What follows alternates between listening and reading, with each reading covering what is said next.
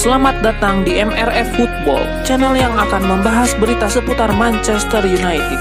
Jika kalian suka berita Manchester United dari kami, jangan lupa like, komen, dan subscribe.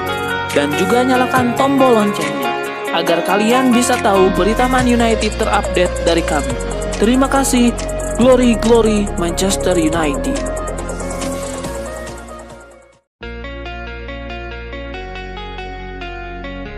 Erik ten Hag sudah dipecat Manchester United sejak tahun lalu. Manajer asal Belanda itu mengaku merindukan hal ini dari setan merah. Apa itu?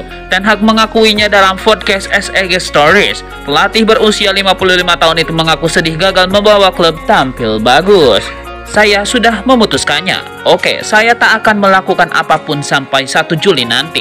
Jika ada satu hal yang saya rindukan, itu adalah Old Trafford, kata Ten Hag. Anda selalu bekerja keras berusaha mencapai titik puncak, tapi tidak pernah mencapainya.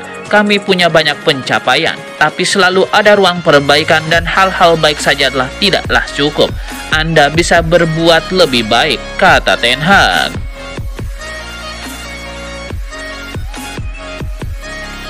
Manchester United telah memasuki perekrutan untuk mengontrak Ademola Lookman.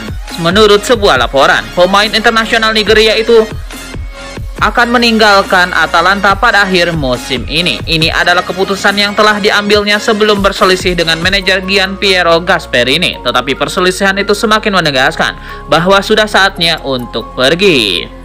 Orang dalam transfer Fabrizio Romano telah mengungkapkan bahwa Lookman diminati oleh sejumlah klub Liga Primer ketika ia ingin meninggalkan Atalanta tahun lalu. Menurut laporan dari Tim Talk, kini melaporkan bahwa MU dan Newcastle United juga telah memasuki persaingan untuk merekrut Lookman. PSG dan beberapa klub Serie A juga disebut-sebut berminat pada Lookman. Media tersebut mengakui bahwa persaingan untuk merekrut pemain negeri itu masih terbuka lebar saat ini. Atalanta dikabarkan akan meminta 65 juta euro untuk Ademola Lookman yang telah mencetak 49 gol dan memberikan 23 assist dalam 107 penampilan untuk mereka. Sir Jim Ratcliffe terus melakukan pemangkasan biaya di Manchester United. Kali ini kebijakan baru berdampak pada fasilitas makan bagi staf klub. Kantin di Old Trafford biasanya beroperasi dari pukul 11.30 hingga 13.30. Para karyawan sebelumnya mendapatkan makanan hangat serta teh dan kopi secara gratis. Namun kebijakan baru ini menghapus fasilitas tersebut. Kantin akan resmi ditutup pada akhir pekan ini. Menurut laporan The Guardian, kebijakan ini menjadi salah satu langkah penghematan yang diterapkan Ineos. Ratcliffe berusaha mengurangi pengeluaran klub di berbagai sektor. Tidak hanya di Old Trafford, kebijakan pemangkasan juga berlaku di Carrington. Menu makan siang kini hanya sebatas pada sup dan sandwich. Bahkan pelatih dan analis tim juga tidak lagi mendapatkan makanan lengkap. Hanya tim utama yang masih memiliki pilihan menu lebih bervariasi. Keputusan ini menimbulkan ketidakpuasan di kalangan staf. Mereka merasa kebijakan ini terlalu ketat dan mengurangi kenyamanan dalam bekerja. Aston Villa dikabarkan sedang mempertimbangkan untuk merekrut penyerang Manchester United Marcus Rashford secara permanen. Setelah kehilangan tempatnya di starting 11 Old Trafford, Rashford tersedia selama bursa transfer Januari dengan beberapa klub Eropa awalnya tertarik untuk mendapatkan tanda tangannya. Menurut laporan dari Football Insider, Aston Villa akan segera memutuskan apakah mereka akan mengeluarkan dana besar untuk membeli Rashford secara permanen. Klub tersebut dikabarkan ingin mempercepat rencana mereka untuk merekrut Rashford dengan harga 40 juta pound sterling. Mike Brown, mantan Scott yang sering menjadi kontributor untuk Football Insider, menyatakan bahwa Aston Villa kemungkinan besar akan mencari kejelasan terkait masa depan Marcus Rashford. Mohamed Salah kembali menunjukkan kelasnya saat Liverpool menghadapi Manchester City di Etihad Stadium dalam pertandingan yang berakhir dengan skor 2-0 untuk kemenangan Liverpool itu. Salah bukan hanya mencetak gol, tetapi juga memberikan assist dan berkontribusi dalam pertahanan tim.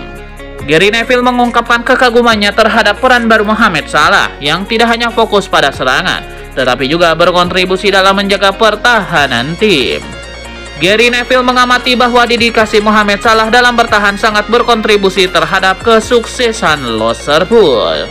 Selain kontribusi defensifnya, Salah juga berhasil mencetak gol dan memberikan assist dalam pertandingan melawan Manchester City. Penampilan ini membuat Gary Neville tanpa ragu memberikan gelar Man of the Match kepada Mohamed Salah.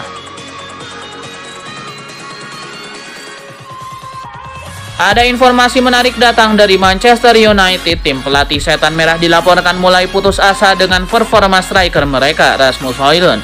Menurut laporan Manchester Evening News, tim pelatih Manchester United mulai kehabisan kesabaran dengan Højlund. Ini disebabkan performa sang striker tidak kunjung membaik. Padahal mereka sudah memberikan sesi latihan khusus bagi sang striker. Bukannya membaik, performa Højlund justru memburuk di beberapa pertandingan, sehingga mereka mulai putus asa melihat sang striker. Menurut laporan lain yang beredar di Inggris, tim pelatih dan manajemen MU tidak akan terus-menerus percaya kepada sang pemain. Mereka dikabarkan hanya akan memberikan kesempatan kepada sang striker hingga akhir musim nanti. Mereka ingin melihat apakah ia bisa memperbaiki performanya atau tidak. Jika performanya tidak kunjung membaik, maka MU dikabarkan akan siap melepaskannya di musim panas nanti dan menggantinya dengan striker lain.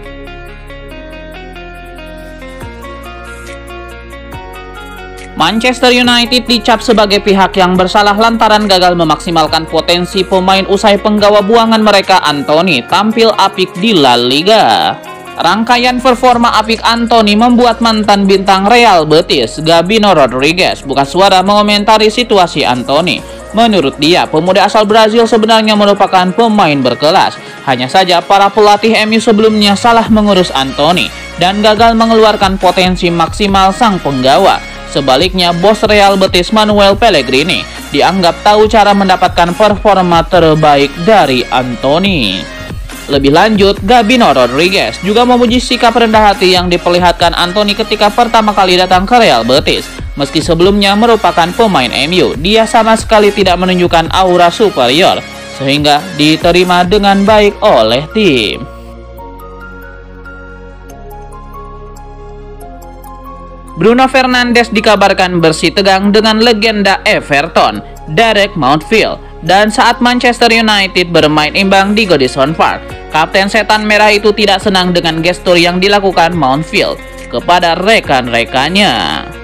Mountfield disebut bercanda dengan menggerakkan sikunya ke arah pemain MU sebelum babak kedua dimulai. Namun lelucon itu tampaknya tidak diterima dengan baik oleh Bruno Fernandes yang kemudian terlibat adu mulut dengannya.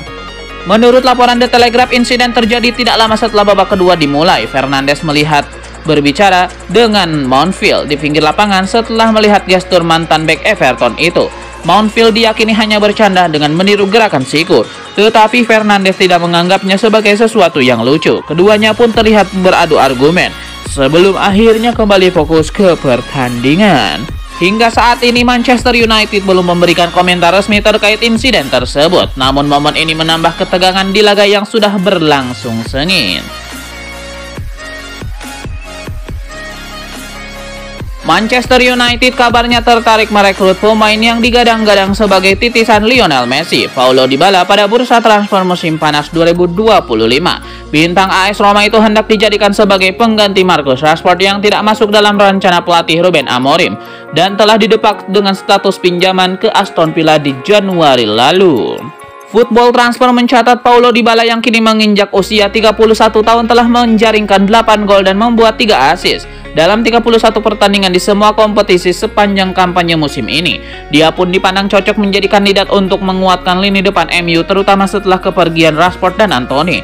Di samping Dybala, MU sebenarnya masih punya striker prioritas lain yang ingin dikejar musim panas, yakni Victor Osimhen dan Victor Gyökeres.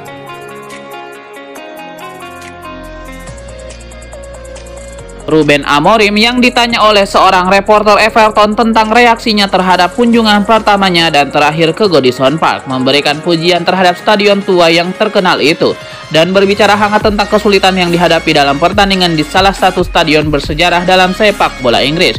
Setidaknya manajer MU yang tertekan itu cukup jujur untuk melanjutkan analisis tersebut dengan komentar tajam lainnya tentang situasi klubnya saat ini. Amorim menyatakan bakal mencoba sedikit perubahan di sana-sini. Semuanya akan terjawab dalam sepekan sebelum Liga Inggris jeda internasional. Manchester United potong anggaran makan siang staf. Efisiensi terus dilakukan pihak klub demi penghematan. Memangnya setekor apa sih MU? Dirangkum dari media-media Inggris, Manchester United merugi 27,7 juta pound sterling atau setara 570 miliar rupiah pada 3 bulan terakhir di tahun 2024 kemarin. Angka itu setengahnya buat bayar pesangon manajer Erik ten Hag dan direktur Dan Ashworth. MU nyatanya juga buruk dalam bisnis transfer jual beli pemain. Ambil contoh sejak era Erik ten Hag pada tahun 2022, MU sudah membeli pemain dengan menghabiskan 11 triliun.